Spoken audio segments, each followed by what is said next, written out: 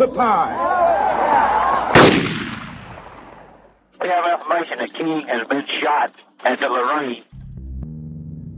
Diante da mobilização religiosa, social e política encabeçada por Martin Luther King e pelos grupos religiosos pacifistas contrários à segregação racial, à pobreza e à guerra no Vietnã, surgiu uma reação conservadora religiosa. Um dos seus líderes, Jerry Falwell, intuiu que se os ativistas negros e pacifistas brancos podiam usar as igrejas e justificar sua atuação na Bíblia, eles deviam fazer o mesmo para defender os valores tradicionais americanos.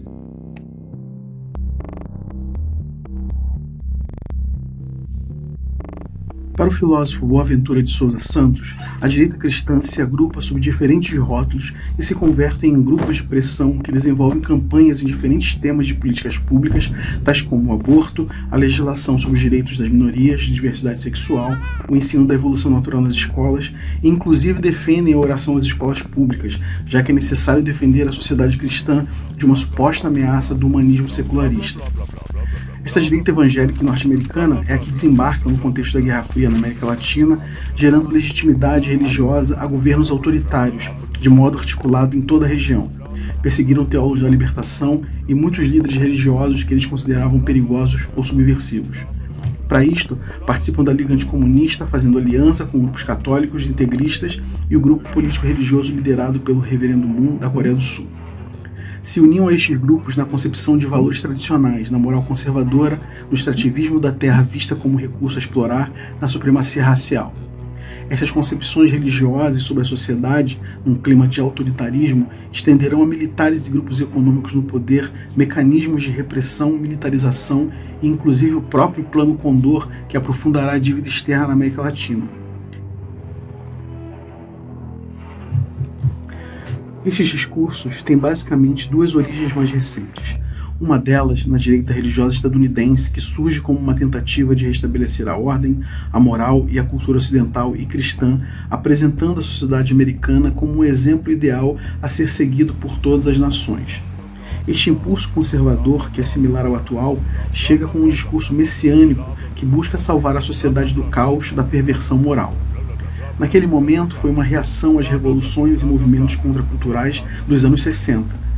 Por outro lado, na América Latina se sustenta em setores do catolicismo integrista inspirados no velho modelo de nacionalismo fascista e buscam defender a nação e a cristandade do ataque do liberalismo moral e de uma suposta infiltração comunista inspirada da Revolução Cubana ou no triunfo de Allende no Chile. São estes movimentos religiosos que apoiarão setores autoritários que buscam que os estados sejam tutores dos valores morais tradicionais e restabeleçam um modelo de cristandade na América Latina. Estes dois movimentos, o da direita religiosa demasiado angelical e o seu semelhante católico, são as bases religiosas do pensamento fundamentalista dos atuais movimentos que questionam os direitos humanos. Junto às bases da desigualdade socioeconômica, a persistência da injustiça e o atual enfraquecimento dos sistemas democráticos se consolidaram numa cultura colonialista e racista. Este esquema ideológico é bem preocupante, porque sei que podemos escutá-lo muitas vezes na boca dos líderes políticos de nossa região.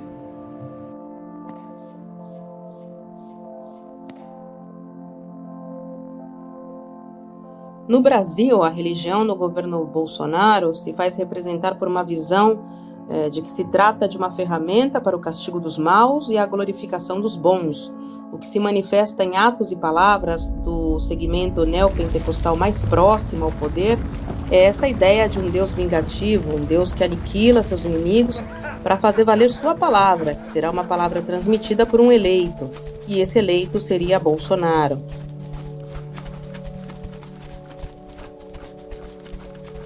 Bolsonaro ele teve como slogan de campanha e segue usando como slogan do governo a frase Brasil acima de tudo, Deus acima de todos. E é essa ideia supostamente de fé nacional que o seu governo busca traduzir como a sua fé ou a fé dos que o apoiam, né? A fé nacional é a fé do Bolsonaro e, obviamente, nem todos estão inclinados a esse amor, a esse Deus que prega Bolsonaro entre os seus apoiadores. Há vários líderes que analisam de forma bem crítica e com muita preocupação o que digamos que esse governo se propôs, que de alguma forma, em alguns momentos, se parece muito mais a uma teocracia, inclusive o que defende como valores da porta para fora quando está em fóruns internacionais, como na ONU. Esses líderes críticos neopentecostais, eles também se uniram a colegas de outras crenças, de coletivos muito importantes e atuantes agora no Brasil.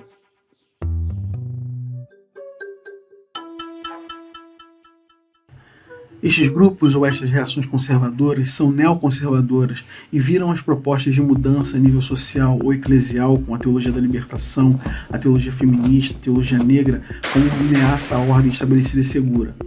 Portanto, ideias religiosas ou políticas que se relacionam ao desenvolvimento da autonomia, que criticam o status quo ou buscam a mudança, sejam vistas como perigosas. É por isso que as ideias sobre Deus de um lado e do outro são totalmente opostas. É por esta razão que líderes políticos e religiosos defendem uma ideia bem determinada sobre Deus, um Deus militar, patriarcal, vingativo e juiz que ataca pessoas ou grupos que não representam o status quo branco, heterossexual, adulto e cristão.